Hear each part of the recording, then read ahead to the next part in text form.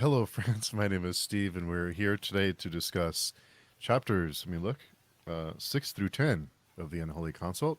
It's my first time reading the Aspect Emperor series, and as always, I'm here with Daniel and Katerina. Katerina, will you give us a quick introduction, please? Hi, I'm Katerina. I'm also reading the Unholy Consult for the first time, unlike Daniel, who has read it multiple times. And unlike Daniel, I also like tomatoes, as we just learned before we started the stream. And I'm Daniel, and I only like tomatoes when it's pasted.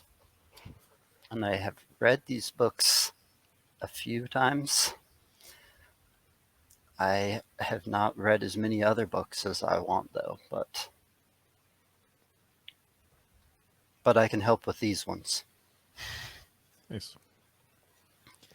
So we had a couple of comments on last week's video that I just wanted to highlight. There was a few that I want to thank all of you who watch, excuse me, or listen. But like Jim was mentioning, I can't imagine having to only read 3 chapters a week and then stop. There's been some other comments about reading chapters at a time, and I want to just thank like Zach and the Black and Blue Collar Reader, Eric, Zach, lots of other people. I don't want to lose or forget anyone, but thanks to all of you who watch and are along the journey with us. But I've never felt it was never really that hard for me to read a few chapters at a time the whole time we've been doing it, but this time was like we're so close to Golgotha, and it's like Katerina and I were talking just before we recorded about how it's like we're right at the doorstep, and it's like maddening that let's just go in. I have been tempted a few times to continue reading more than what we set out we would read for the week. But I might have peeked into a few chapters, but I did resist. I never actually read anything beyond what we agreed. But yeah, sometimes it's hard, especially when you end up in like the middle of action, or you know that something big is going to happen in the next few chapters. It's hard. Uh, but then I also feel like, at least for me, oftentimes reading these books can be quite arduous.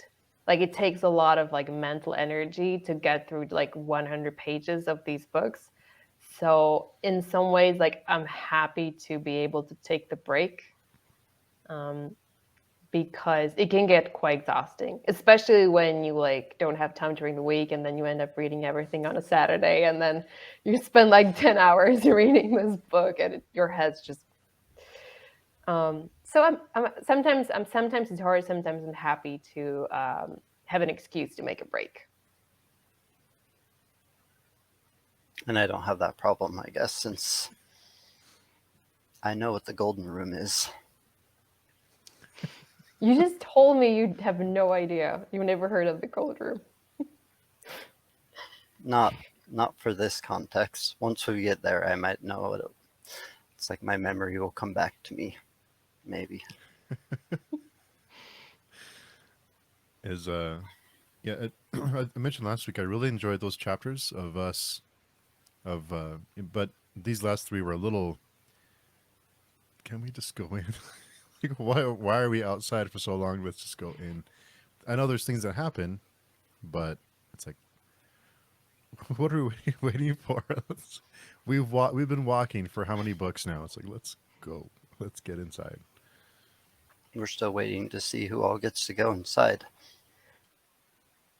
Yeah, I mean, I know I'm the one who's always been complaining about people like going places, but yeah, I've also reached a point where I'm like you, Steve. I really just want to go and get there because we've been staring at Golgotha for 200 pages now. Which is not to say that what's been happening at the occlusion is not interesting and impactful. It is, but I think especially for a first time reader, when you don't know what the ending is, you just want to get to the like you just want the story. like the idea, like it's great to think about like what is death and what is the god and what is a nation and what is a man. Like that's really cool. But as a first time reader, I just want to know what happened. Daniel's just smiling. It's fun to see you guys on the precipice. I get that feeling. The story's good, and the story has kind of halted a little bit. It's like it's Still to me. tying up loose ends, kind of. All the strings are still coming together. I feel I emphasize with Proyas just like hanging on the hanging from the cliff on a rope for like hours and hours and then being like dragged out back and forth and just finally like just wanting to die and just not being able to like please let's just get there. It kind of reminded me of Sorba in Thousandfold Thought, or was that in the second book when her and Callus are hanging? Kind of what it reminded me of is the time they spent hanging. I'm still. Are we? Do we even like? Do we know at this point if Proyas is actually dead? Because I assume that. Well, first I assumed he was dead. Then I found out he wasn't, and then I thought, okay, now he's dead.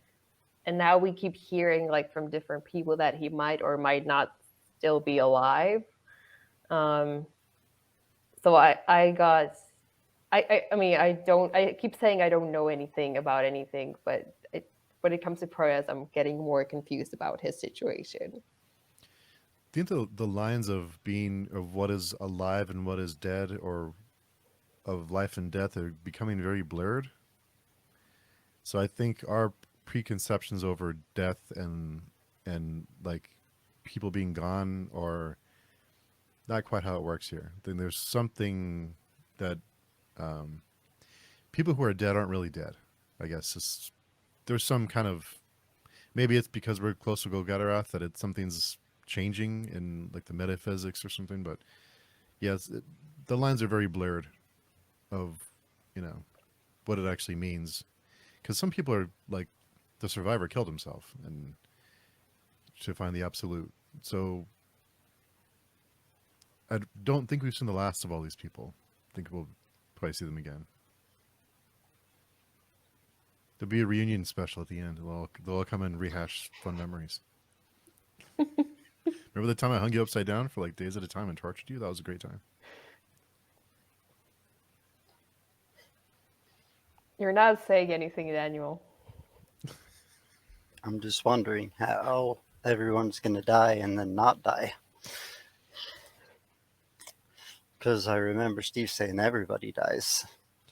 Now we're all going to have a big like campfire, a bonfire. Proyas is going to be hanging out with Sabon again. Little Sorwill's going to be around. R.I.P. Sorwell. Campfire in hell, maybe. The lines are blurred. I'm sorry, But Katerina, about Sorwell, by the way. Oh, thank you for your condolences. You can mail them to me in writing if you prefer. I've not received any from you, Daniel. Just saying. Sorwell was already dead. Those chapters weren't Sorwell. That is a good point. God, Yatwer killed Sorwell and replaced him with a pawn. Well, there was always this question about whether he had any agency or whether he, like, from the moment he saw the stork at the walls of not Karaskan, Sakarpas, whether he was like being controlled by Yatwer.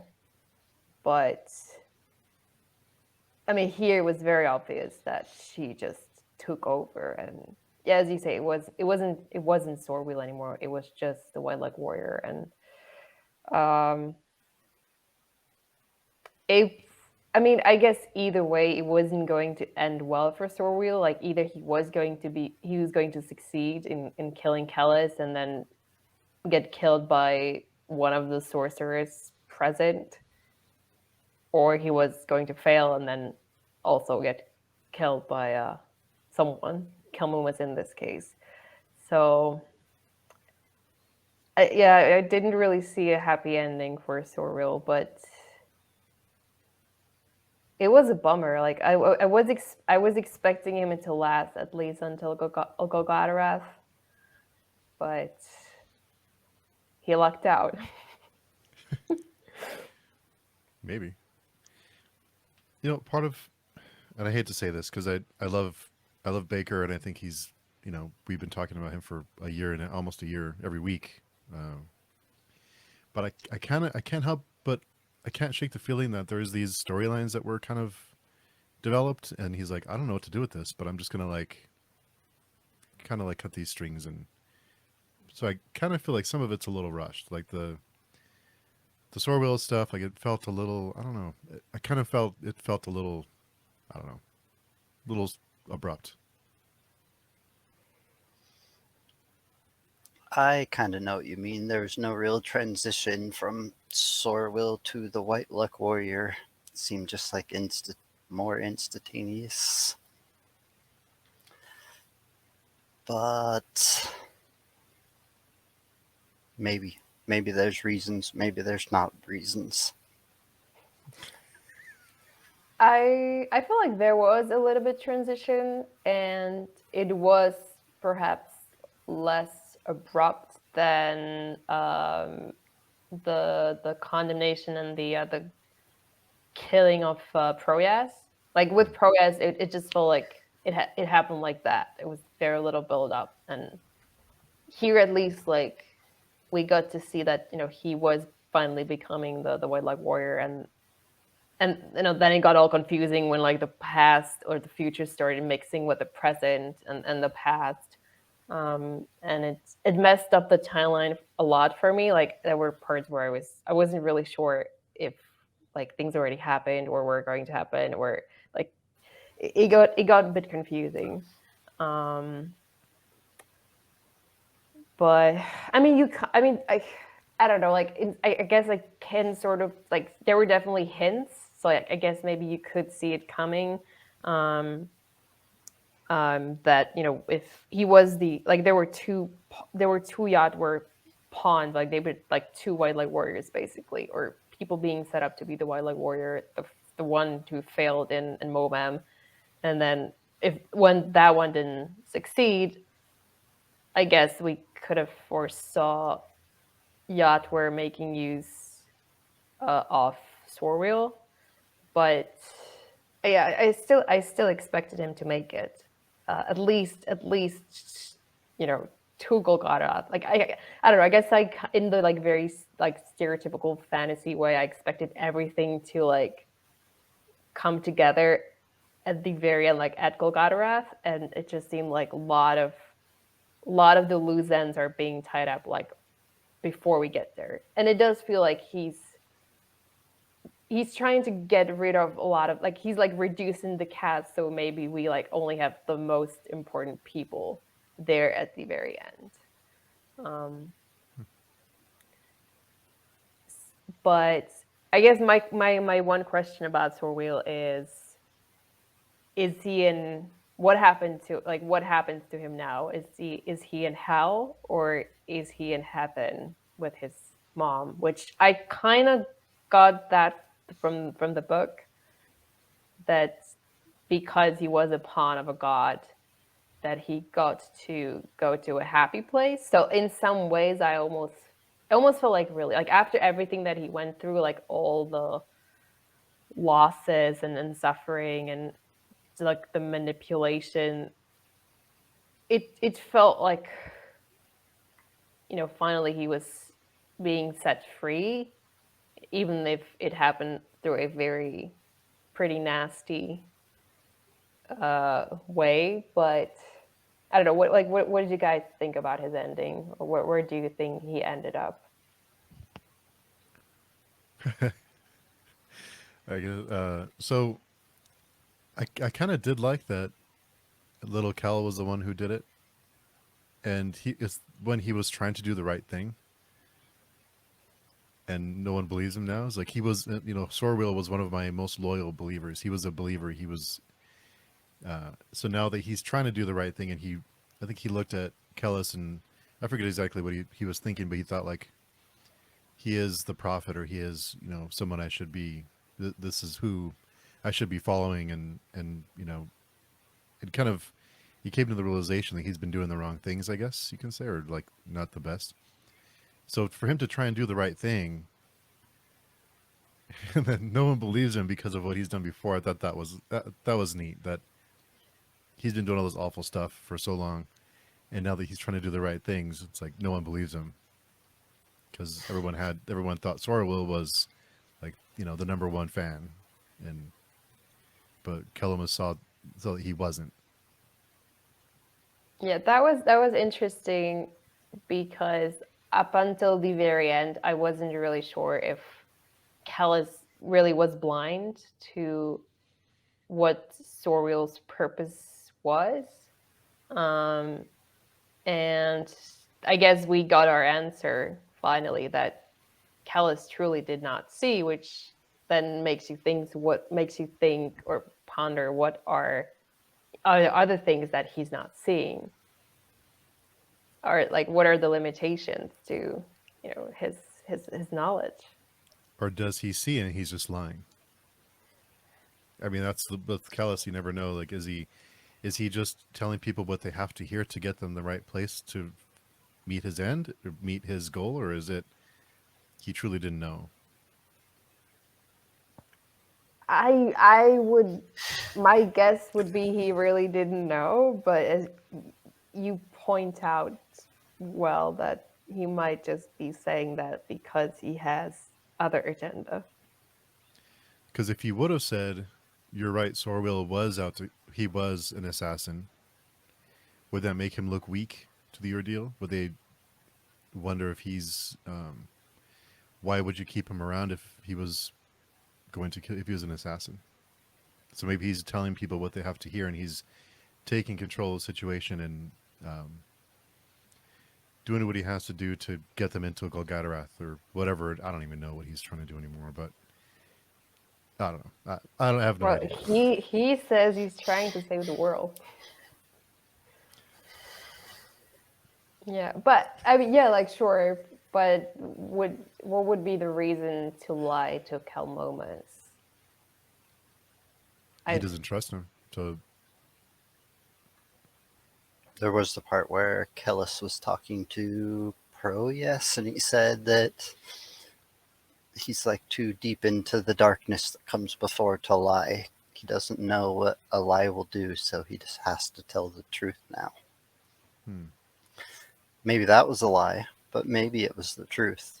And if that was the truth, then he did not see Sorwell. And Pro Yes is also dead, because he said both of those things. I think, Katerina, your quote from I don't know how long ago, "The more I read, the less I know," that needs to be a blurb on one of these books. Because I keep thinking back to that. It's like, I have no idea.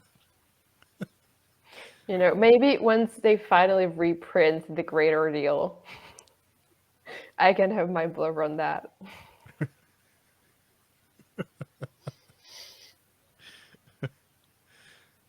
Daniel's he's just getting quieter and quieter the closer we get to the end.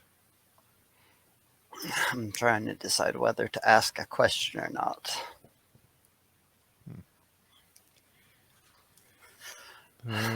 So there was a couple of things I've written down. One was about shutting the world. Oh, so go ahead, Daniel. Did you want to ask your question before I Not talk yet. about my mirror? Not yet. Let's keep going. So, Katerina, what did you think of the reunion? We talked a little bit before we recorded about Mimera and Kamian and Esminet. Well, I know you have opinions. I was okay with it. I mean, honestly, it did not even occur to me that they would be, Esmeralda and Akamian would be reunited in this book, or that, Maimara and Akamian would just march into the Great Ordeal. So I guess I thought it was okay. It it made sense to me, like considering everything that the two have gone through, that, and also considering like where they were, like, them being at, like, staring at Golgotarath, and like Maimara being there and like pregnant, that, like, all the issues, the history they had, that they would sort of put that aside and focus on what was like right in front of them, at least for a little while. So I thought it was okay. Like, it didn't make me super emotional, but also I wasn't necessarily disappointed, partly because I didn't really have any expectations for the reunion. What did you think? It was a bummer. I don't know. It was a bummer because we've been building up to this moment. 20 years pass. All these things happen. Akamian fathers the Maimira's child or children. After all that's happened between them, it seemed a little, I don't know, like want want want. Like you kind of expected something to happen, and I think they like kind of touched on the fact that Akamian had impregnated her daughter, that looks just like her, and they kind of said, like, I think she said something to the effect of, like, we'll talk about it, like we're not going to deal with that right now, or something like that. But it seemed a little. I know it's the end of the world, and they're at the doorstep of Golgotarath, and there's other things happening, but it seemed a little disappointed that they at least didn't have a conversation, like didn't have a little bit of a back and forth, or Akame didn't get slapped because he deserves it. He did actually. He did get. Oh yeah, he did get slapped. Well, he needs more. He needs more than that. And the one part of the conversation I remember is like Mimara saying basically that she used her mom as the tool to get him to sleep with her. The fact that she looks the same and has the same mannerisms, sort of. So, but I kind of see what you're saying, and I think they're all going through so much right now, and they're like the three people who can feel surrounded by a horde of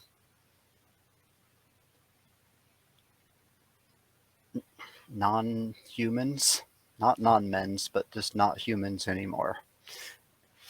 And since Esmnet just lost her last kid, so she has literally no one that like can feel compassion. How did Serway put it? Like they're like A cracked plate. yeah, Something like that. that can never hold compassion.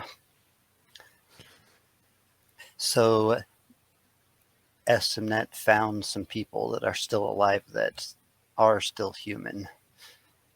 And even though there was a big conversation that needed to happen, that they're just holding on to each other. And now they're having kids. It's quite intense.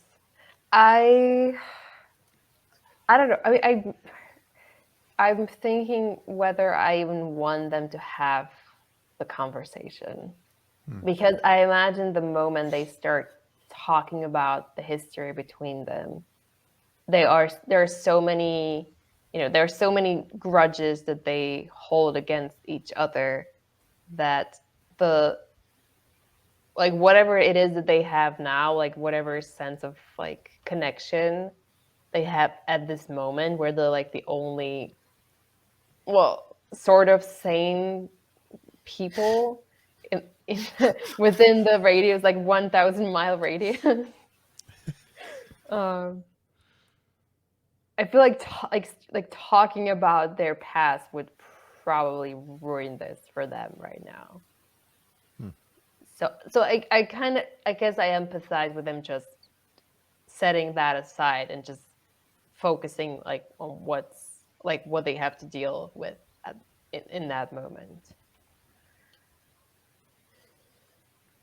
But I also understand where you're coming from, Steve. That's a good point. Their relationship is fragile right now. They have a real fragile relationship. And for them to be the only sane people with like the man and his wife and the pregnant daughter of the man, and they're the same people, that's pretty crazy. I mean, compared to the emotions of the last time they saw each other, it feels quite subdued. But as I said, I mean, yeah, I kind of get it. I kind of get it, even though it is. I can see how it could come across as like underwhelming. What about the Kelisakamian meeting? Was that also underwhelming? That one was okay. I thought it was all right. Kellis has a lot going on. He's pretty busy right now. So it was okay. I just remember Kamian thinking like, no, not here, not like this. This isn't how I was supposed to have my showdown. And then they had it anyways. It felt very relatable.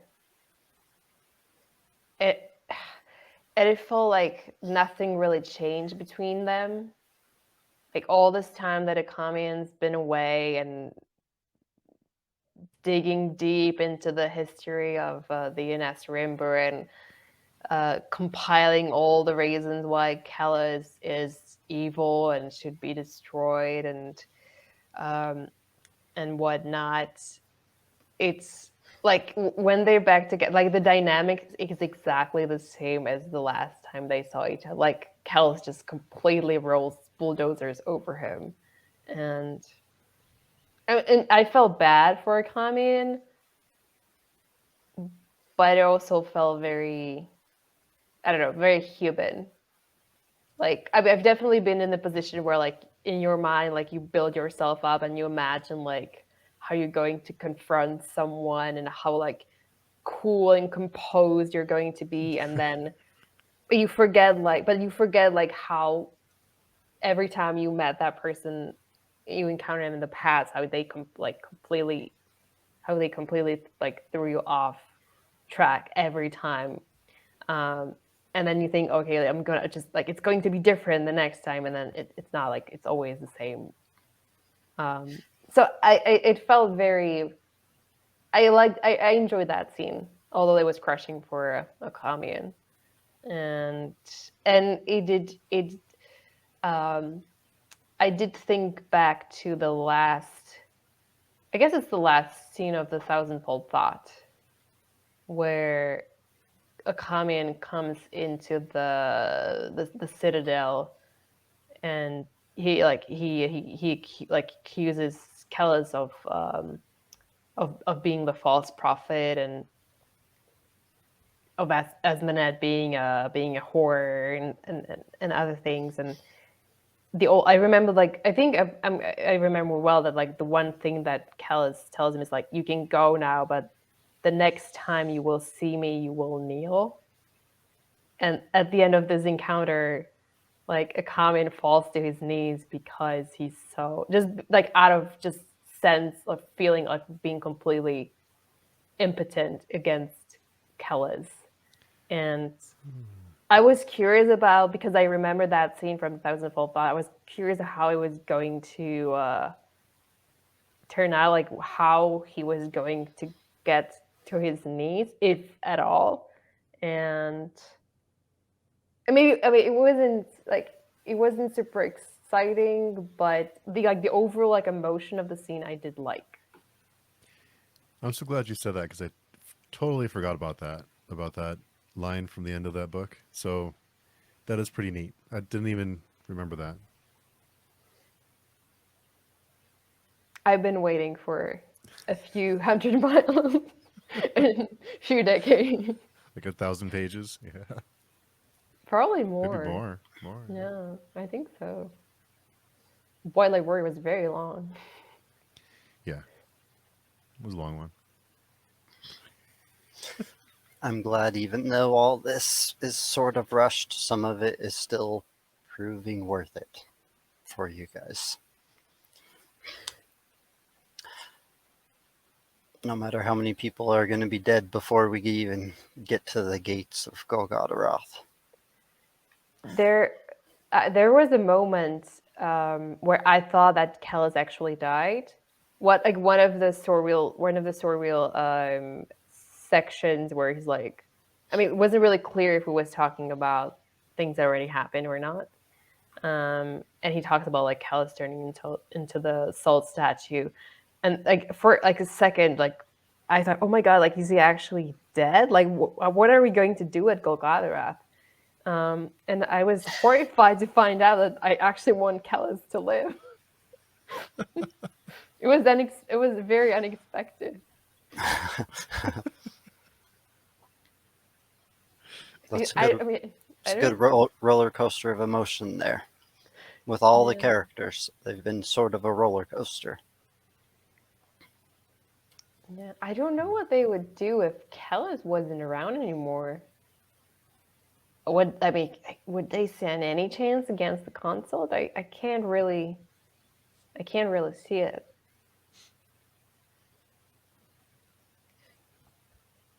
Do they stand any chance against the consult? I don't know. I mean, well, the consult or Orang does not seem to think so. Maybe they're not supposed to. Well, Kellis did say the consult was going to win eventually. So, kind of related, but to the thousandfold thought. But on page 219, when they talk about the thousandfold thought, the great and terrible design that would deliver the world from this very place.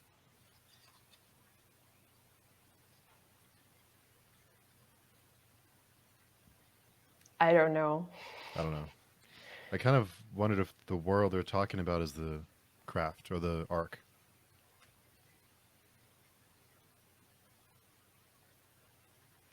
The world they're trying to get away from or into? Like the world they're trying to get into. Deliver the world from this very place. I don't know. I kind of feel like the consult will somehow be the protagonist or the antagonist when this is all said and done. Like, I don't know. Something, I don't know. I have no idea what's going on, but I have all these ideas as I'm reading, like what's really happening. Kellis did say eventually they would win.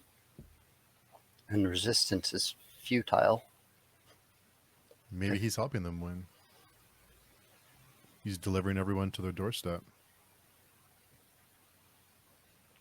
Or maybe he's trying to save the world. He's the demon that the world needs.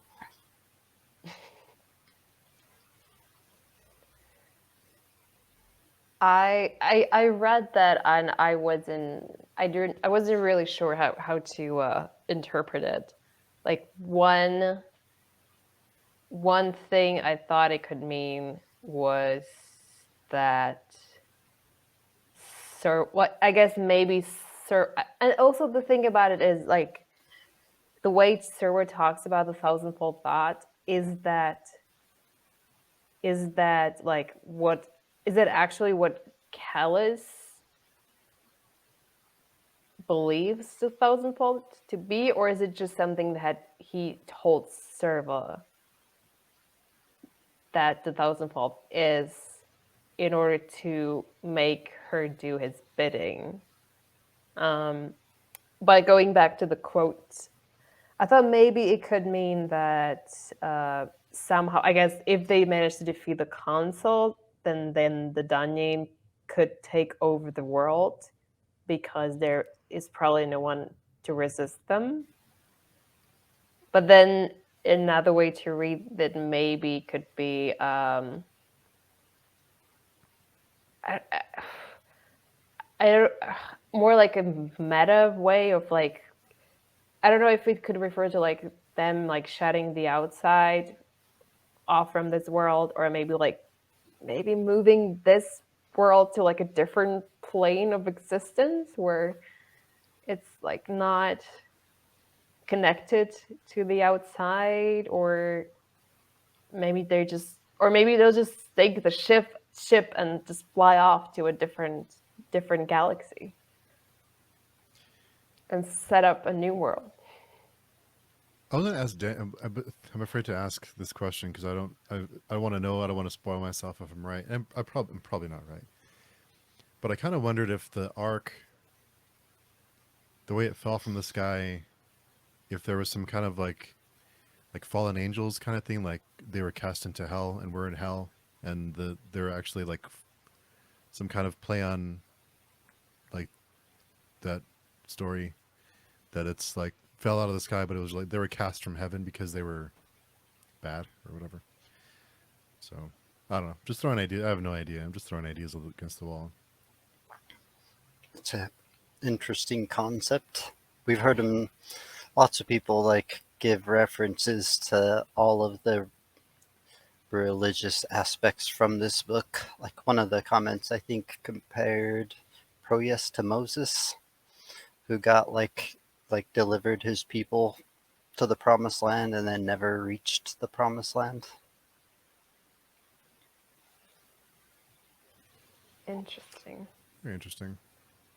The horns don't seem like the promised land, but like you're saying, maybe everything isn't what it seems.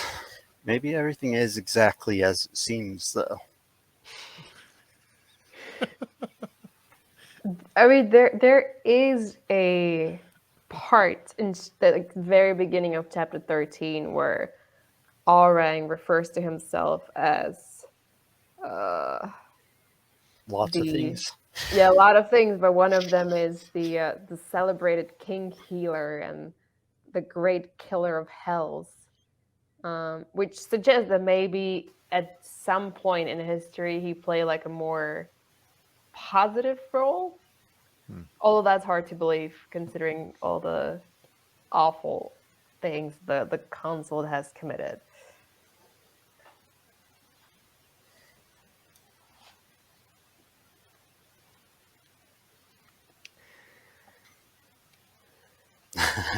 But I mean, Kellis seems to insist that he's come to save the world from the consult.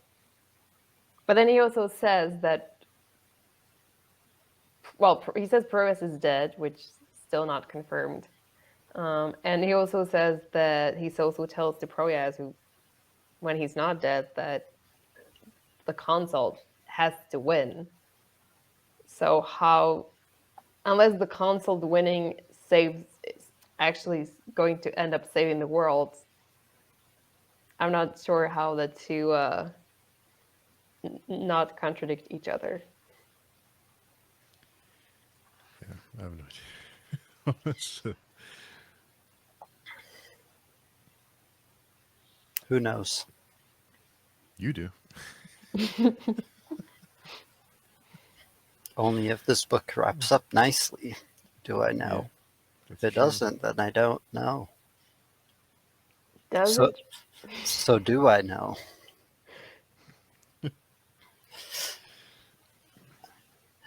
Do you guys remember how the first White Luck warrior died? I believe a palace collapsed on top of him. Right? You look. Did he know he knew the palace collapsed though, right? Because he had seen it in his like thoughts before that. How else did you know that there was going to be an earthquake and that there would be a tidal wave afterwards? Except for his thoughts, no? Right. but I mean, I guess he was going to, in his vision of the future, he thought he was going to die after he succeeded in assassinating Kellis, which did not happen. But I guess he did. If yeah, I don't remember well, and I guess he did see himself die in Moment, regardless. I guess same as Sorwheel. He also saw himself die in Sorceress Fire. Except he ended up with the knife in his temple, which is a less bombastic way to go out. But maybe less painful one. So neither of them saw correctly, even though they see everything before it happens.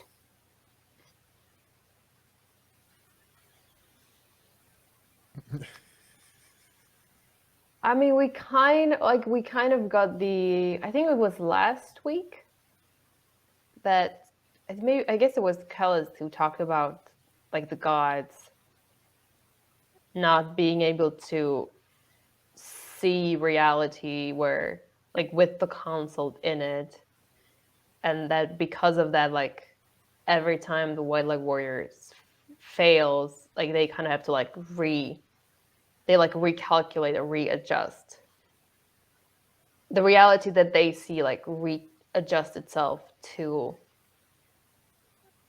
what happened.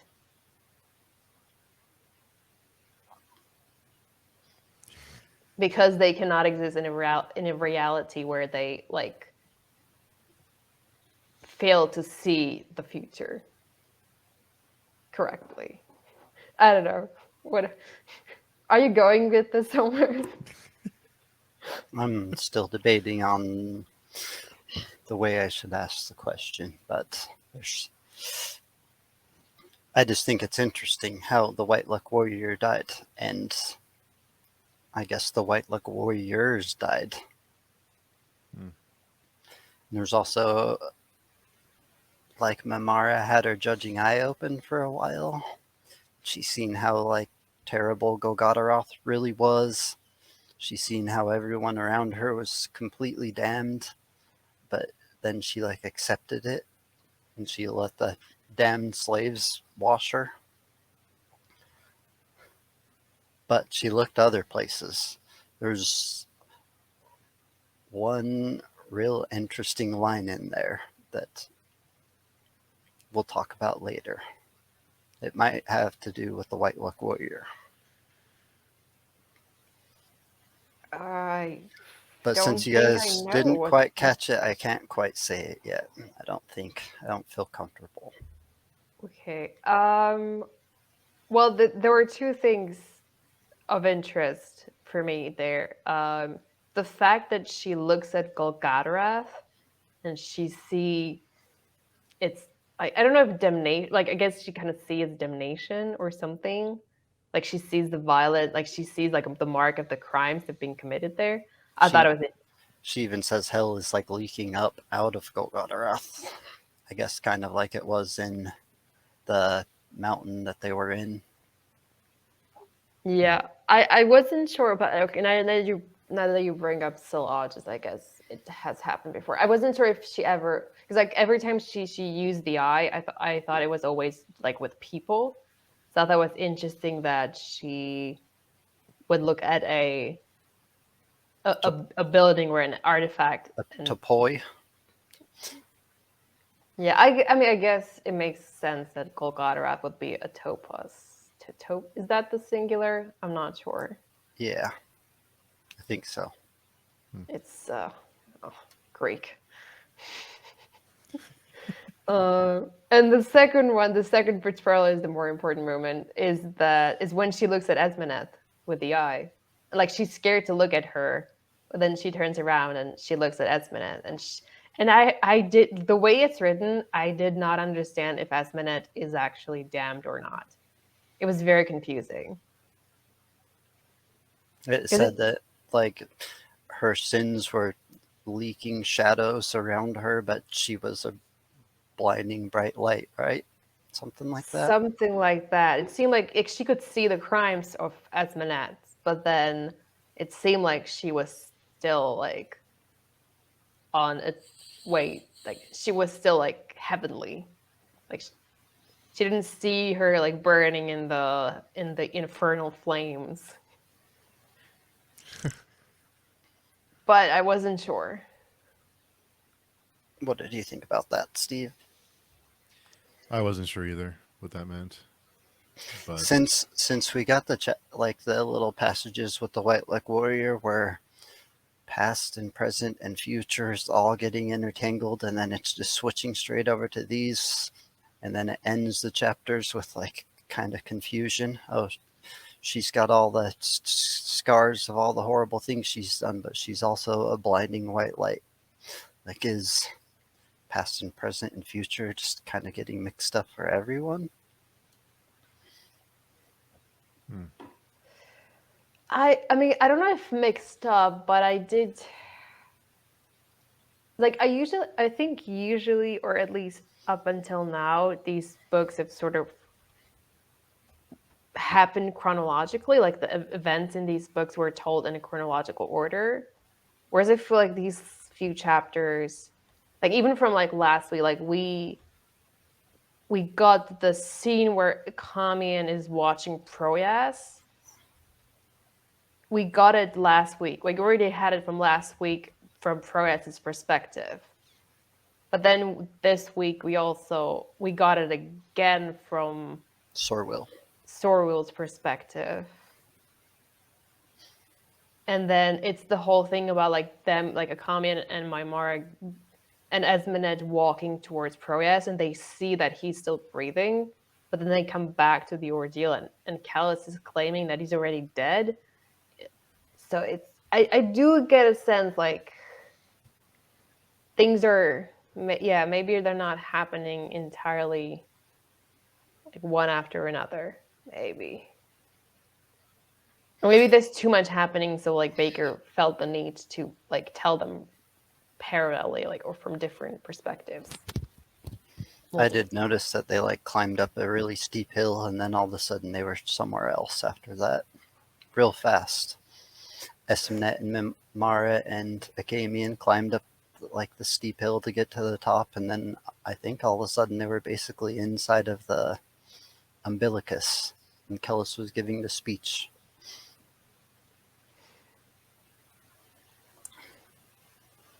So it didn't really say if they succeeded when they got up there to get Proyas down. Only that they kind of like left quick. Decided that that wasn't the important thing anymore. Right. Yeah, I mean, yeah, it's true. I don't know. It does cut off at the point where Esmenet goes off to talk to the Swoyali witches, and then they're at the encampment again. So on page 242 is when that mentions the first of the pangs strike, the clench and clamp of things too deep in her own, to be her own. It was too early. She grunts in shock, cries out, "Proyas is dead." And on the next page, when set aside the hammer of your heart, the kite of your breath, cease your work, your play. I have you, sweetling, doze in my holy arms. So holy arms, maybe she isn't damned, but I'm not sure. She's the holy empress of the three seas. No matter, even if she is damned, she still says it. But the judging eye seemed to look at her differently than it looks at most people. It did. Neither of those were the part I was talking about, though. Yeah, I was trying. There's one more thing that happened, but it happened so quickly, and it might not even have been through Mamara's eyes. I don't. But it had to do with Mamara and the judging eye. Now I'm really tempted to go back and reread those sections. I remember there was something about a shadow. I have no idea if that's the same thing you're referring to. Like like two shadows following Moimara, and then If you go I don't know. back, this reference was about like how she looked and seen nothing, void. How she looked and seen only void. Huh. I don't. I have no recollection of reading that.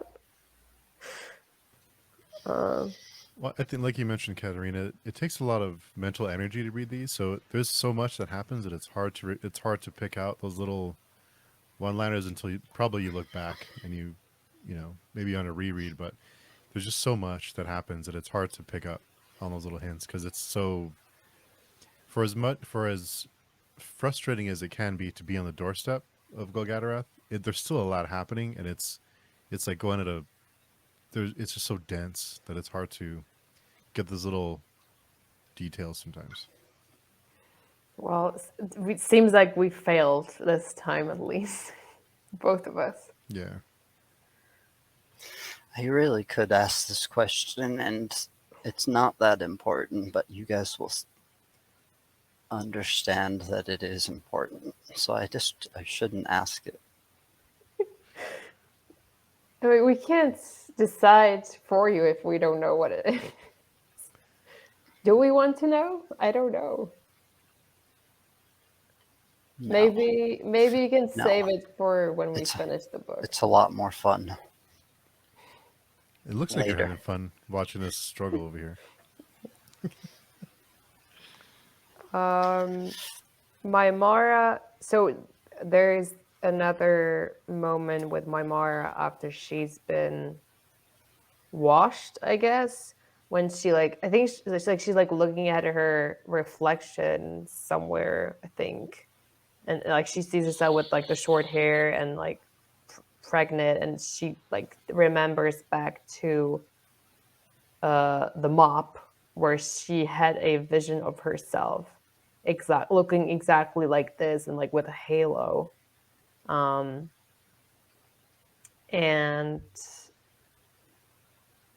I don't know why it's there, but I guess retroactively it confirms that she is like somehow connected to something greater than herself, even though we might not have been sure about that when we were like what it was like White Leg Warrior, I guess that's when they were in the mop. I think they hold like a shield to her so she can see her reflection, and she like refuses to look at it because she just knows it would be a blinding white light. She would burn her irises out. She needs to put on her night filter on her phone, on her Right, eye. too much blue light. Yeah. And now the eye has been chained down when they needed it most. Stuck in a Yeah, room having kids when it can't be looking at Kellis. well, she did look at Callus and it didn't open, so that was also disappointing. And then then she decides to have a baby. Like right, like couldn't have she waited? It kind of struck me as because she said it's too soon or it's too early. So maybe she was meant to, because okay, so the line that I just read a minute ago about she felt something on her thighs. It kind of felt like, was that her water breaking? I think so. Yeah. So to say it's too soon, is she supposed to? Are they supposed to be born at a certain time, or is it supposed to be born at a certain time? Well, it's usually 9 months. Sorry, I have to. That was pretty good. That was pretty good. Usually, you wait 9 months before the baby is born. A healthy baby. I think the So timing was just all off for them. They have so many other things going on. This totally too human, mundane kind of thing that shouldn't happen, like at the end of the world, is disrupting all the things they're trying to do. Proteus is still hanging. The judging eye can't look at Kellis. Well, in that same page, Proias died. Well, Proias is dead. That's what it reads. But so I don't know. Are they supposed to be born in Golgatarath? Maybe. I don't know. I'm probably Do overthinking this you stuff. believe in predetermination? I don't know. We Or talked or like about free will and how it seems like Sorwell didn't end up having any, right? So who does have free will? Sorwa kind of said she's a tool, a useful tool, and she doesn't mind that, which would indicate she knows she doesn't have free will. So Kellis has free will.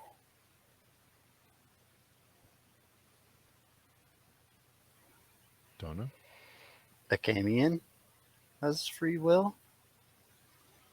I'm just going to go through a couple names. Just tell me if they seem like they might actually have free will. Mayor have free will. Moingus.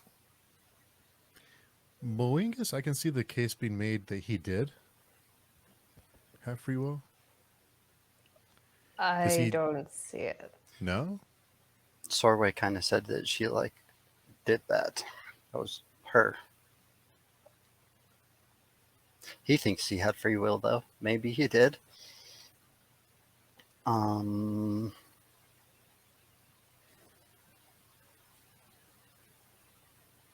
don't think Moingus had free will out of everyone? Why would you think that?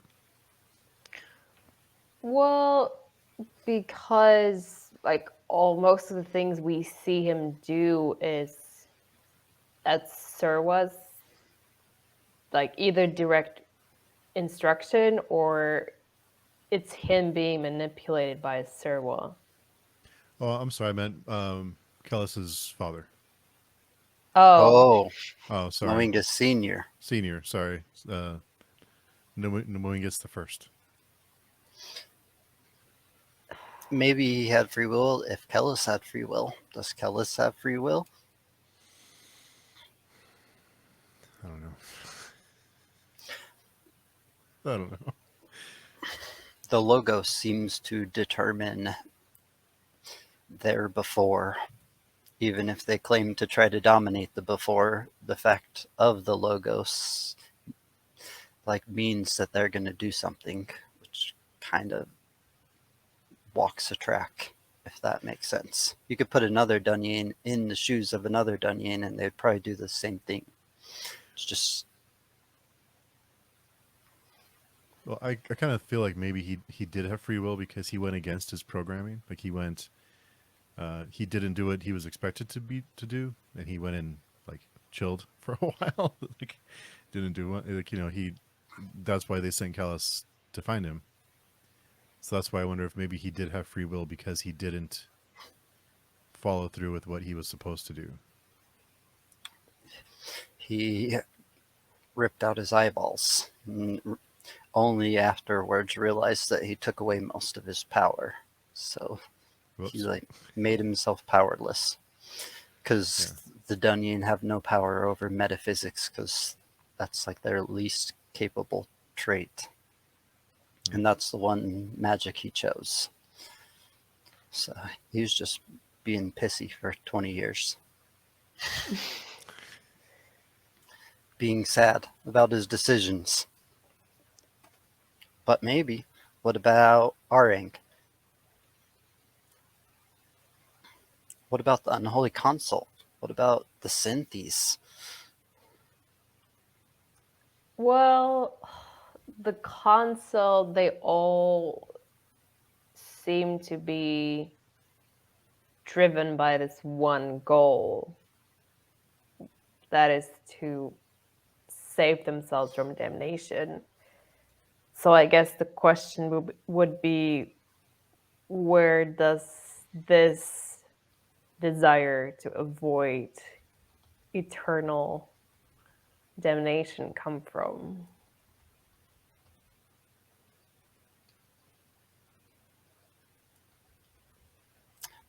I think we'll maybe find out. Maybe we'll find out.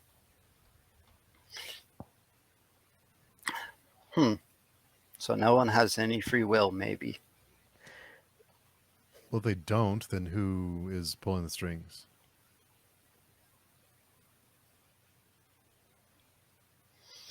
I don't know. According to Kellis, he kind of even insinuates that the gods themselves don't have free will. They were gonna go after him because they're blind. It's like inevitable. I mean, I guess it depends on like how narrowly or broadly you define, Free will. free will. Yeah. Because there are certainly a lot of characters who do things because of other people, either like they're manipulated by other people to do it, or they like Esminette love she loves Kalmomas, and that compels her to do a lot of things. Like this emotion, is it like an expression of herself? So when she does things for Kalmomas out of love, is it free will? Even like she just like she ignores Kellis's advice, and when she frees him, like is that free will, or is it some like is that the darkness that comes before? Is she just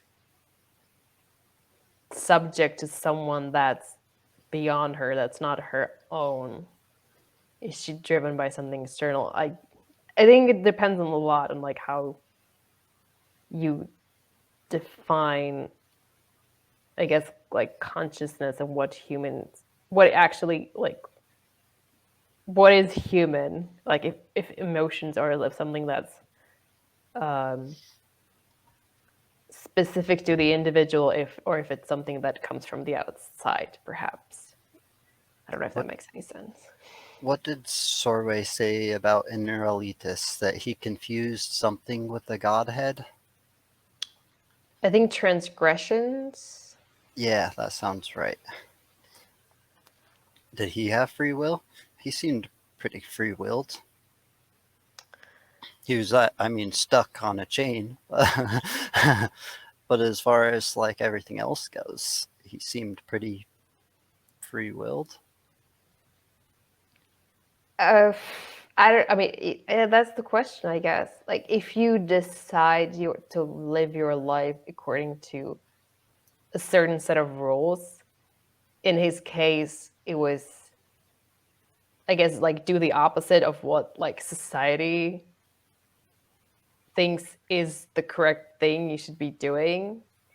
Like if you decide to live according to like rules like this, like is it actually free? Like I don't know, is it free will if you decided to follow these rules, or since you're following these rules, does it mean that someone decided your life, like is basically deciding your life for you, or something? If you decide to live according to the Danyen, like if you decided to like live your life according to the Danyen logic, and you like basically you follow these rules, you're very predictable, but it was your choice to follow these rules, then are you free or not? If you prescribe to a certain religion, I mean, are you free? If you choose to like kind of like if you adopt a set of ideas, then are you really free? Or are you a deluded life? What is the meaning of a deluded life? What about Kelmomus?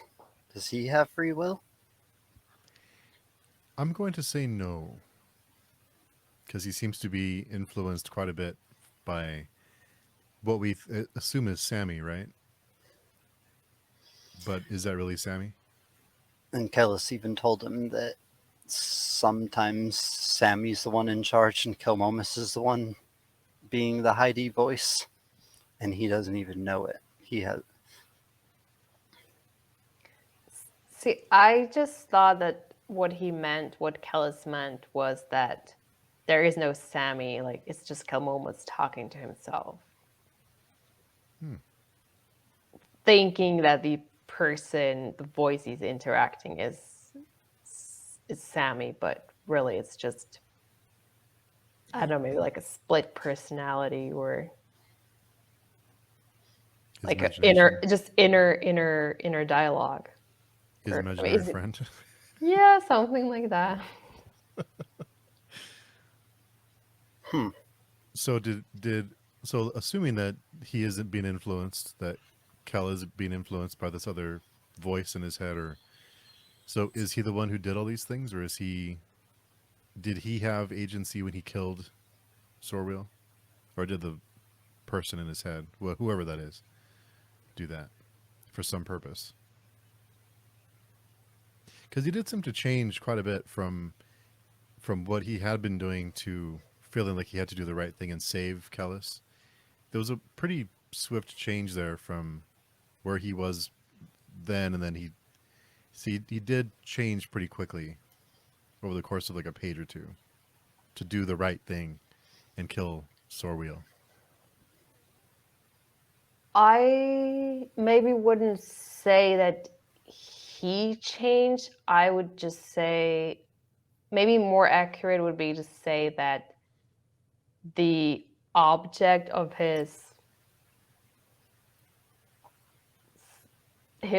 I don't know, like the object of like his attention change, or the goal that he has changed. Like before he was That solely focused on Esmenet and like keeping her affection and her attention to himself.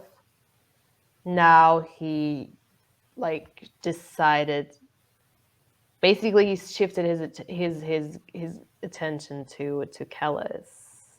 But I feel like his logic, like his way of operating, his way of thinking is kind of still the same.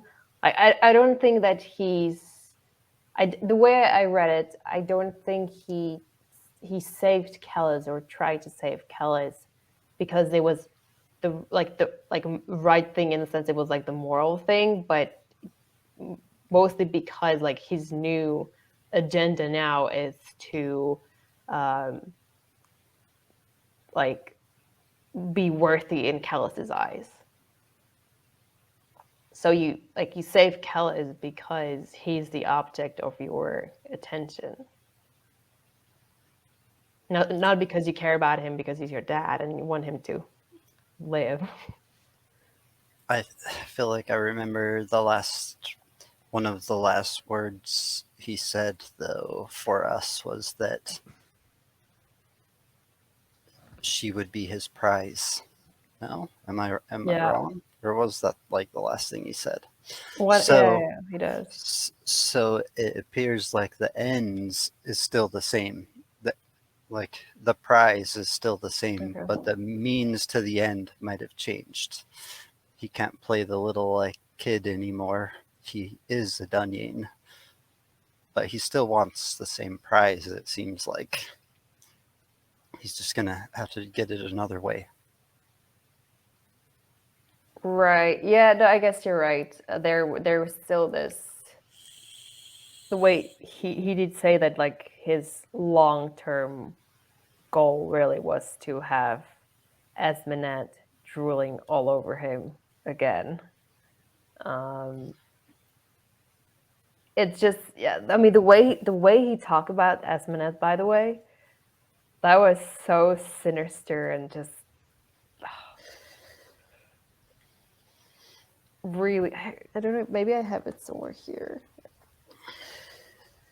It was really like thinking that that's an 8-year-old that was saying that or thinking that. Um, He thought some bad things about Mamara too. What did he yell actually that made him run away? He yelled something really bad to her. I think it was something like pregnant whore. Something Some like that.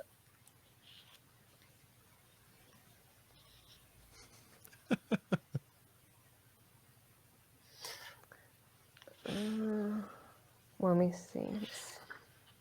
No, I guess I can't find it too quickly.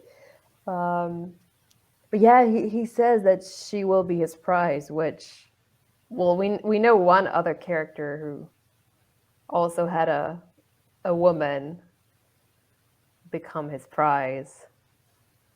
Um, I, I mean, I don't see like at this point, I don't really see the like connections or if there's like any mirroring between Kelmomus and Nayor. But like the fact that he calls Asmonet his prize, and then when he runs away, he runs into the skin spy, I assume, who like also tells him that she can be whatever he wants or needs. It's it seems like there's like some kind of connection building between those two characters, between Naor and Kelmomus.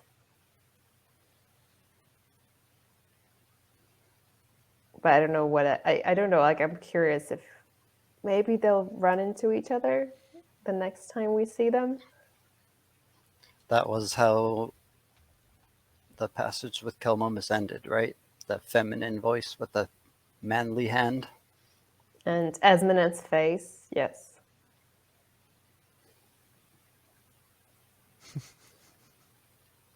Hmm. I wonder if that's Nayor's skin spy, or if it's. I mean, I assume it was a skin spy. So I wonder if that's the one that has accompanied Nayor for all these years, or if that's a new one that the consult has sent. How many characters have we lost in a series? Half? Half of the characters, maybe? Are we only counting the major ones? I'd say the Skin Eaters all count while they were there for a book, more or less. Are we talking characters like named characters or people? Because there's been lots of dead people. Yeah, there's millions probably. People you become familiar enough with to like deem them at least even secondary characters. How many? Almost everyone from the first trilogy, right? I mean, I think we have a few left, but most of them are dead. Nair, Esnet, Kellis, Acamian. Yeah, I mean, from the original trilogy, basically, I think everyone except for the trio of like Esminet, Kellis, and Akamian. Everyone else is dead. Like Nair, Mayhenet's dead, Comfit, Nair. Saban. Okay, yeah, Naor. Sorry, forgot about Naor. Oh my god. But that I think is the only four from the original books. Our ink, the Synthes. Right. Well, he's. We've been told that they're going to make it the consult, so that's not too surprising. But Sorville came along and seemed like he would be maybe the main character, and now he's gone. Proyas is gone, the Skin Eaters are gone, the Survivor's gone, Crab Hen's gone. Is And he gone? Relatas, He's gone but not dead. Crab Oh, Hen's okay. is still around. He's right? lurking. And Relatas, Teleopa, Sammy, Mathanet. What made you instantly assume that it was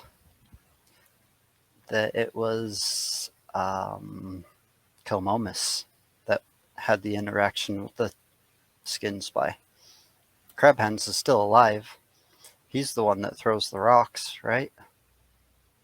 Right. Well, I think if he wasn't named I guess he wasn't named, but I think he was described as like a blonde kid, um, that was like super agile and um, like knocked out as like huge Skilvendi warriors. So But I don't think there are necessarily many blonde 80-year-old children running around Golgotha. there's two, right?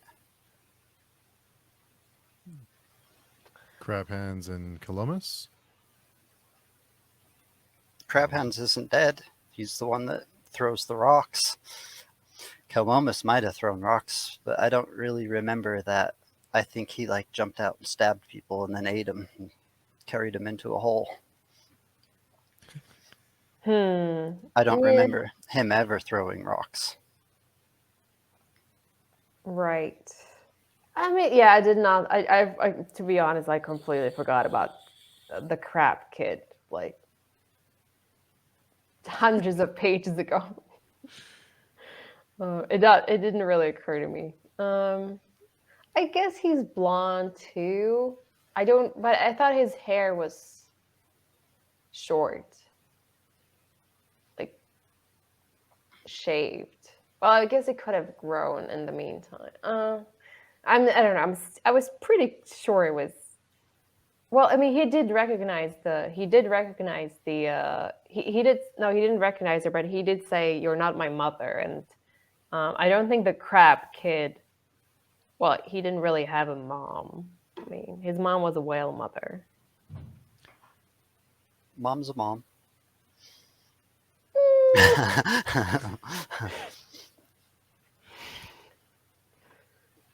I beg to disagree.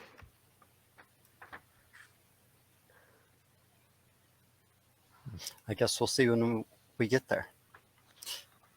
The war is about to start, right? It seems like Seems like it. it seems like they can't wait anymore.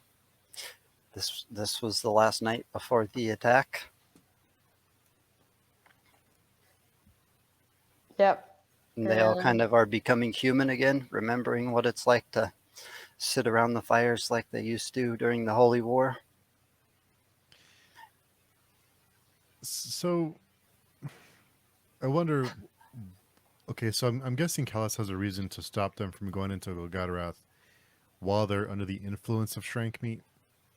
But wouldn't they be more formidable if they were a little had the Shrank edge on them? Wouldn't they be a little bit stronger and more ruthless for the battle that may be awaiting them? It's almost like they're going in weaker than they could have. He did make a reference about how he was going to have to feed them again, didn't he? Yeah, but I thought the problem it's not maybe I thought the problem is this that the strengths have run out. Yeah, but what it because they were still high on Shrank meat when they got to Golgotarath, so I guess they needed rest. But wouldn't you want to get them Okay, in there I when got your they have a point. little edge to them, or are they more predictable when they're more like Shrank and less like people? What did the Sylvendi say right before he got hit with a rock? He said like they're eating their tents and cooking their horses now. This is right where the Sylvendi want them. And then he got hit with a rock. So they're now eating their camp because they won't need a camp anymore after this, probably. Yeah, I mean, maybe they could have done that before they turn into cannibals. Just saying. I mean, tense and then we'll turn. Hey, someone's hanging for that. Someone made a grave mistake. Now they're dying. They shouldn't have did it.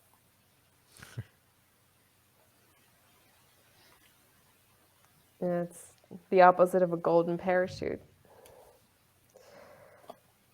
There was one quote I liked a lot. It was on 223. It says, "To live is to witness the rotting of instants and nothing else. To be the decay of presence, the forever failing light. Life is the damnation that anticipates damnation." That's pretty hardcore. Kind of puts time into the other world perspective where it all happens at once and humans are just a small flicker. Yeah, it's a pretty nihilistic way of looking at life. Just moments slipping away. Rotting instance of nothing. hopeful. There was a funny moment when Maimaris goes into labor, and Akamian is in denial, and he tells her like, "Are you sure? Maybe you just ate some bad meat. Like maybe you can just vomit it out." She was half in denial too at that time. It was only Asimnet that knew what having a baby was like. Yeah, I thought it was funny the way that Akamian was completely unprepared for her actually giving birth to the baby or babies. Is that when he sees Kellis? When he like goes outside? Because it's, what does he say? The air is too close or something? Tight? Yeah, that's a bad excuse, by the way. Kellis, Kellis during the sermon, he refers to something he calls the meta god, which I assume is just another name for the god of gods, but I think that's the first time it is referred to by this name. So that was potentially interesting. And he also says that god is really just the sum of all the other gods. And since all the other gods are blind to the no god, that the sum of all the gods also has to be blind to the no god. Yeah, I feel like everyone has a slightly different understanding of what the god of gods is. Like in the way Kellis describes it, it seems like it's more like limited and like similar to the other gods. The way, for example, the survivor talked about it, it seemed more, I don't know, the god of gods, like, well, I guess he kind of confounds it with the absolute, but the way he described it, it seemed like more like universal, like more like all encompassing. So I wonder if they're even talking about the same thing.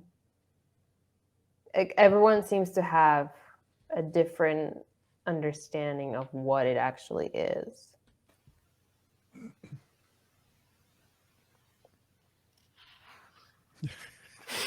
Seems like I have no understanding of what it actually is. it seems like our gods then. I can ask one Christian and another Christian will believe almost something completely different, even though they're both Christians. Yeah. Metaphysics, since it's like impossible to know, just as impossible to have consensus on, I think. If we could all die and see what it was like, we would all like kind of agree. But since no one gets to do that, we all kind of disagree. Same with Anirwa. Like they all have approached it differently. The non-men, the Dunyan, the Sylvendi, the Consult.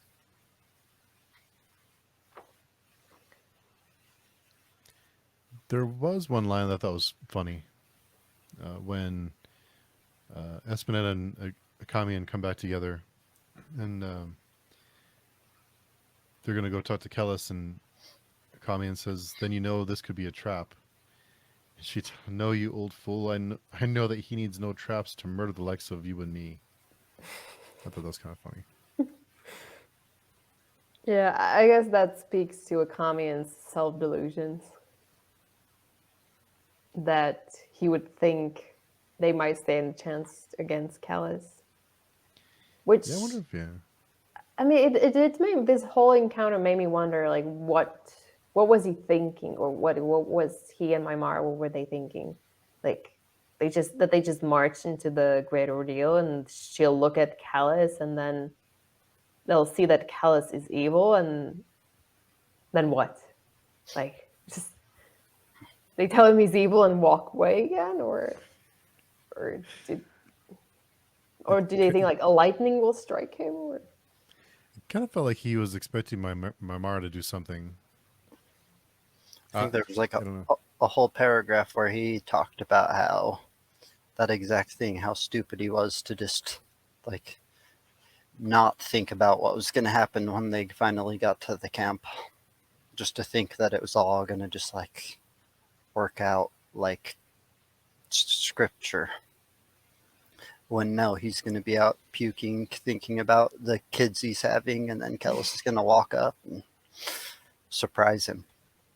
That's how real life happens. Not like you think about for 6 months before, just like we were talking about earlier. You do all the prep work, but then when it really happens, you're not on the conditioned ground. Someone else is on the conditioned ground.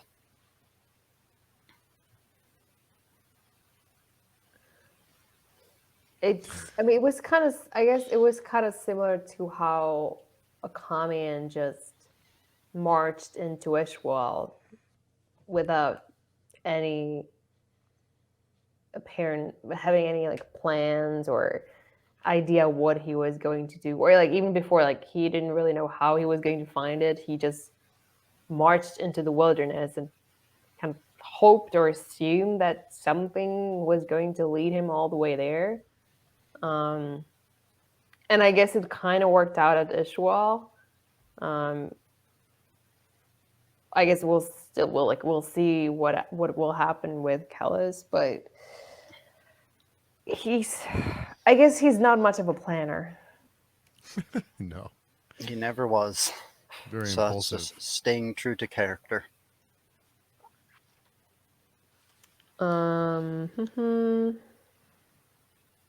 Oh, I found the passage when Kelmomus is thinking awful things about Esmenet, but I don't think I want to read it out loud because it is really brutal. It's kind of funny when you read those lines, though.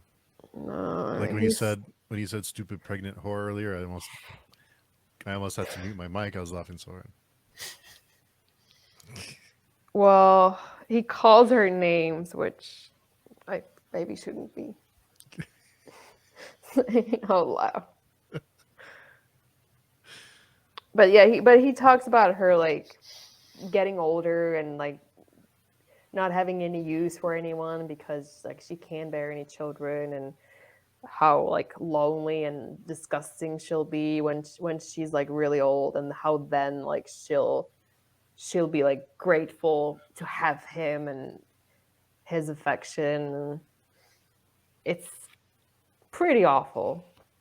It's on page 225. I have to look.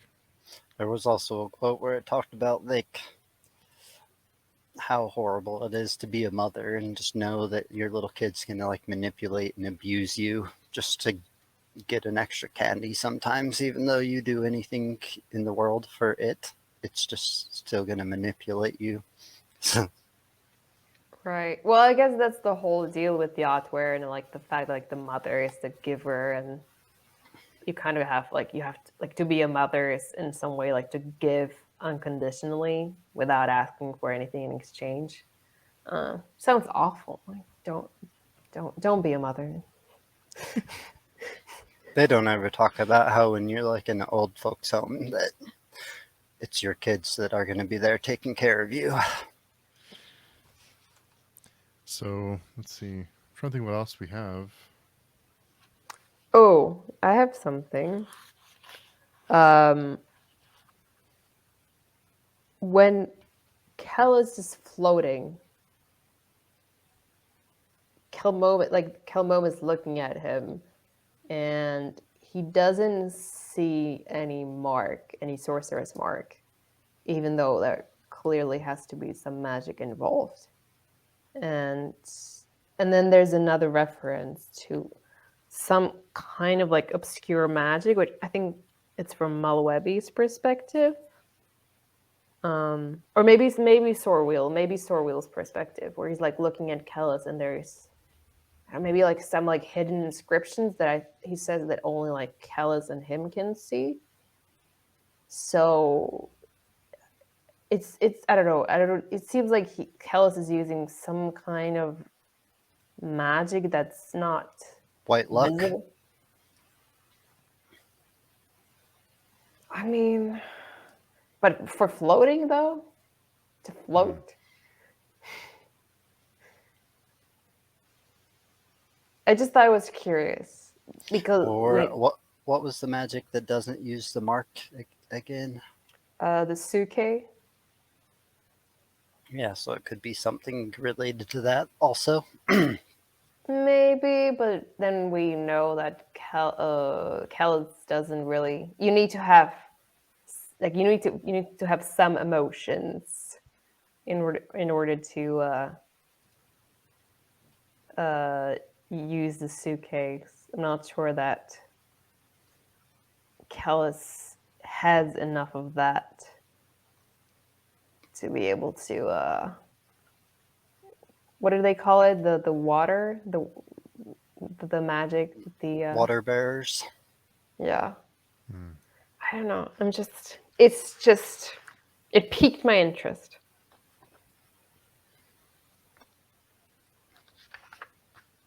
Well, reread those bits again. Maybe you'll find what I was talking about too. Oh, Hmm.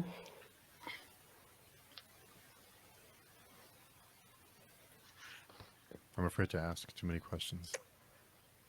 I think there. I told you you guys were still in for a couple more surprises. Now Sorwell's dead. I think that was surprised you guys probably. I was surprised. Unpleasantly, yes. There's some babies about to be born. That also probably was a surprise, even though, like Katerina said, 9 months later it happens. So it's been inevitably going to happen the whole time.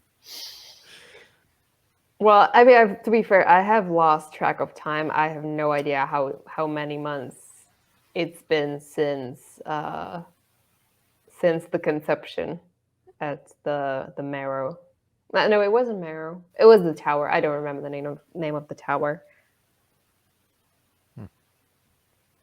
Me either. Right outside of Marrow. Yeah, When- was it at Marrow? I think was no, that the tower that a common. it was right outside of the tower on the Okay, ground or something. right.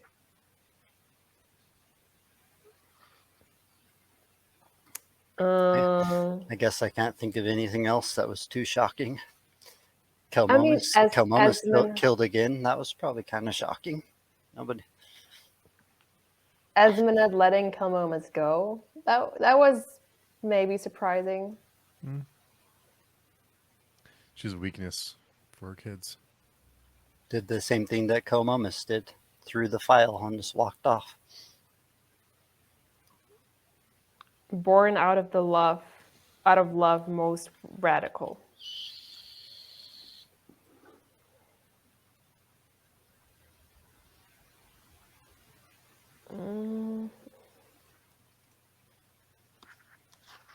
I think that's about it. On my part. I mean, yeah, there was a little bit about like the conversation, or well, it wasn't conversation, more like a commune reminiscing about like him and Esmenad and like realizing all the things she probably had to go through and like all the losses that she's suffered throughout the years and how maybe choosing Kellis was the harder thing to do, although that's questionable, and kind of reminiscing back to like how he should have stayed with her when he went off to the library of not Sogl, it's the other library. You know, the library where he got It ends ambushed with a by the Scarlet Spires. Sacriotic Sacreotic Library. Yeah, I think that's the name. Or How about Sorway? When Sorwell died. What did you guys think about that? I cried. So did she really love him? I mean, looked like it, or at least like I guess she liked a version of him, or because I mean she didn't really see him in his entire, like she saw the mask. She saw Sorrel with the mask that Yadwar put on him. So I'm not sure if she actually like loved Sorwheel, but some version of Sorwheel she did seem to love. Her reaction was not a Dunyan reaction, Or was what it? whatever Well, that means. I mean, Whose perspective was it in when we saw that? I I feel think like my Mara. they noted how weird Sorway reacted. I think it was my Mara. Hmm. And then maybe the last bit was from Sorwheel's point of view.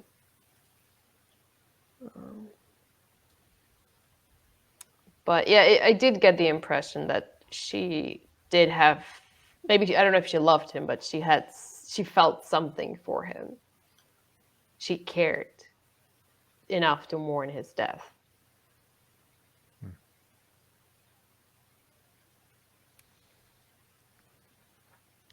I'm just ready to get into Golgotha. I don't know. Let's go. Well, look at the name of the next chapter, and I think you'll be hopefully Yeah. content. I want be better. Jeez. Better be walking in there. We better at least be peeking through the doors. Where are we? 360. We're on 266 Oh. on my copy.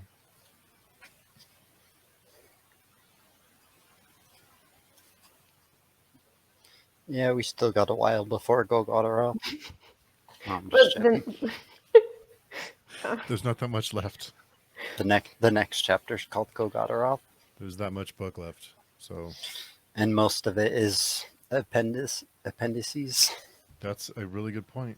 I'm afraid to look, but the appendices starts. I'm looking. You guys don't have to. Okay. There's probably out of the amount of pages that are left, probably a third are appendices. 450. 451.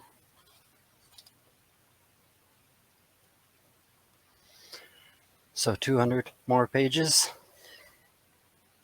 to wrap 7 books up. well, most people are dead, so it should be easy, or easier at least, than when we started. This is true. Maybe you guys think about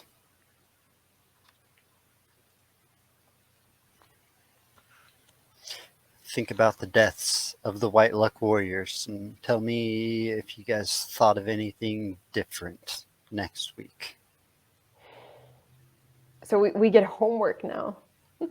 No. Just if it comes up while you're reading. Okay. I'll try. So anything else from these chapters you guys can... Here I was thinking we were going to have trouble finding things to talk about. And of course, as usual, here we are almost 2 hours later.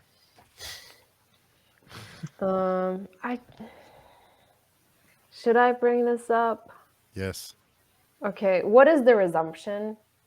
It's chapter 13, the second page. In my book, at least, it's 245. It's from the perspective of Orang, and he says, what did he see? So he says, and he knew the sweet, sweet fruit they would pluck.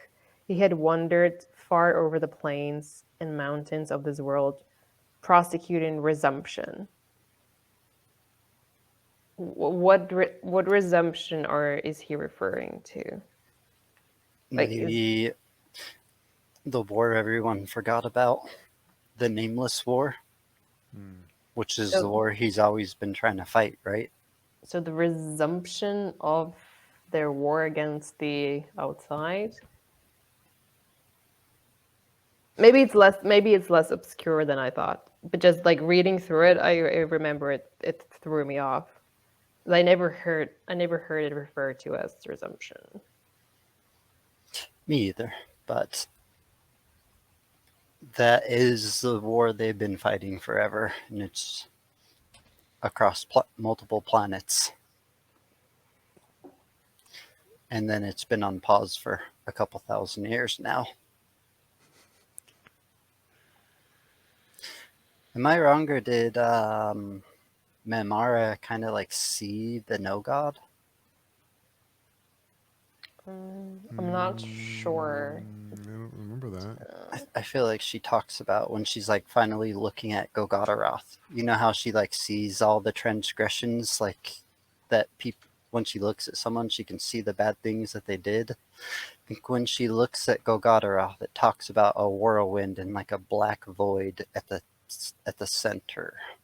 I think I remember that. I wasn't sure. I thought maybe she was looking at the horn, like maybe she saw the horn, like the way she looks at Golgotha, and it's like all like awful and like I don't know.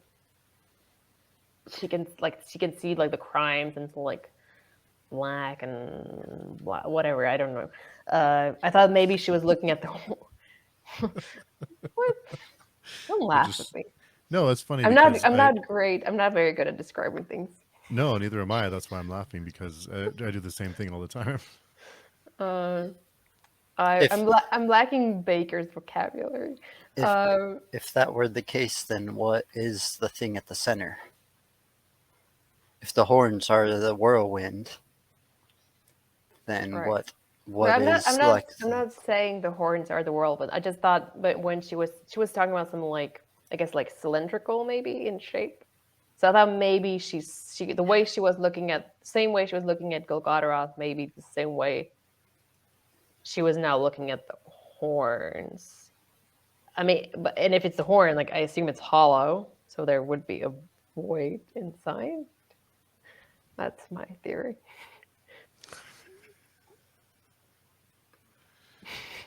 I guess I we'll have no see. idea. But I feel like I'm not on the right track, just based on your reaction. That's how I try and engage mine too. Like I just throw out like crazy stuff and just like look at Daniel's face. Like, am I on the right track? Try to guess. Well, I think at least Akamian has inferred that during one of his dreams he was inside of the horn of Golgotharoth, which are the horns, right? During like the Yeah. chain tugging thing, he realized, and even when they're dreaming, and was it Kelmomus he's dreaming as? One of the Anasrimbers who's in Golgotharoth. Because they're trying to find something in there, and they're lying to the Anasrimber, saying that the wife's in there the whole time. But so Golgotharoth is hollow-ish, at least some parts, right? So don't judge my face. That's what I'm getting at. We know that Golgotharoth has passages and buildings. Probably just like a lot like when was it Arax or Arank? Arank described the ship coming down. It seemed like he described like what you would see in Star Trek, like a force field that sits in front of the ship and like blocks all the stuff. That thing is the thing that's slammed into the earth. So it's like a force field pushing the ground aside. That's the way I read it anyways. It's fantasy, so he didn't say a force field, but he like described something in front of the ark pushing the ground, creating the occlusion. He did. He referred to it as inertial inversion field, whatever that means. Yeah, maybe it's just the word field implies that the ship was surrounded by something when it crashed into the Earth. I mean, it makes sense that Orang would be more tech savvy and use the right terminology. Know what a field is? Yep. I'm just ready to go in. I'm ready to go in. I think I've exhausted myself. Yeah, me too. I'm like, wow, there's a lot. So next week we are doing 14, 15, and 16. Katerina. Yes, I think you already sent me a Yeah, I note. sent you the message. Thank you. So 14, 15, and 16, and see what happens next week. If we get stuck at the gate of Golgotha for the next 200 pages, I might get a little bit pissed. I might flip some tables or something if that happens. The last chapter isn't Golgotha. We got a couple Golgotha chapters and then something else. Something else. I'm not sure if it's considered spoiler, considering it's like at the front or at the beginning of the book, the chapter titles. I don't think so. Don't really know what it means, so I don't know if we can be spoiled without some context. Yeah, it could definitely be somewhere inside of Golgotha.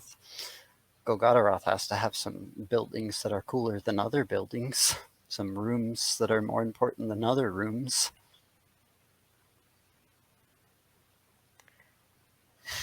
Well, yeah. I mean, I guess whether or not they make it into Golgotha is maybe not the important thing per se.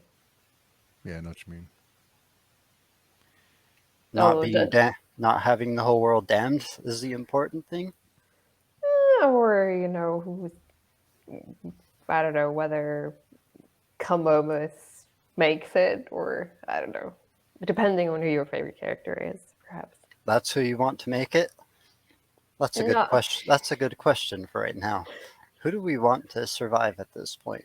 Just Mimara, Nakamian, and Esmnet? The only people who have feelings? Steve doesn't want any of them to live. I want Espenet to live. I feel like everyone I've rooted for is dead already.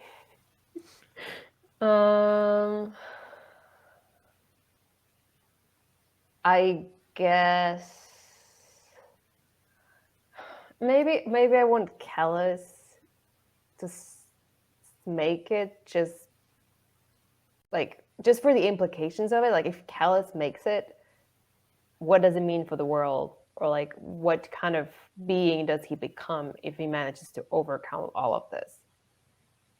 Because he's already like so far beyond being just a normal human, like regular. If he's good and he lives, I guess the world is saved. And if he's bad and he lives, I guess the world is enslaved.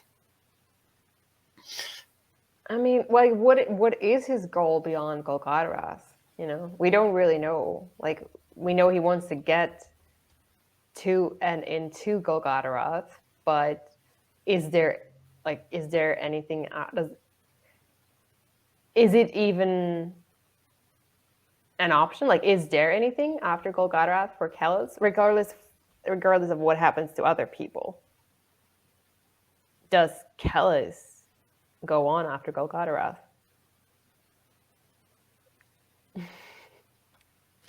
We'll find out very soon. Very soon. So, yeah, I'm like burnt out. That was a lot. A lot of good stuff. So, next 3 chapters next week, and then we'll only have a few more weeks left before we wrap up. Yep, I'm looking forward to it. Yeah, it's bittersweet. And I guess we decide if we want to read the appendices after the book. Yeah, There's talk about people kind of like wished he would have had more time and he would have found a way to put the appendixes in the text itself. like through a Mm. point of view or a dream or something. So they might have a little bit of relevance to the rest of the story, maybe. I guess, well, I assume a lot of the appendices refer to the non-men and like their history in Irwa. So I mean, I personally, I would have loved to spend a lot more time with the non-men and even get some of these stories out through like maybe just totally like being around them more, for a bit longer. But I guess that's. I mean, the non-men are dead. Sorwale is dead. The M11, I assume, are also dead. I think there was 2 atrocity tales in here. Maybe. There are 2 in my edition of the book. I think one of them is the false sun. The I'm False afraid Sun and the I'm 4 afraid to look. Revelations. Appendices 2. There's 2 appendixes in here. The second one is 2 short stories. Yeah. So maybe we'll figure out how we want to do that. But we got 2 weeks before we have to decide. 2 short, bittersweet weeks. Yeah, we'll figure something out for the last one. Do something fun. So, we're as bad on outros as we are with intros. So, if you want to get in touch with us, the best place is on the page to informs and tag us, and lots of great insights there from people. So, Yes, please tag me, otherwise I don't see the messages. yeah. Me either. I'm page 2ing. And I will make it to the YouTube comments. And I'll comment on all that I can once we wrap all this up. I Yeah, like I'm to being- talk yeah. about the books, but I've been trying to avoid those distractions for a minute. Yeah, I've been trying to be careful, but everyone's been really great so far. So, well, cool. We'll see everyone next week. See what happens. Get into Golgotharoth. So we'll see you on that. Yeah, fingers crossed. All right. Have a good week, everybody. Weekend.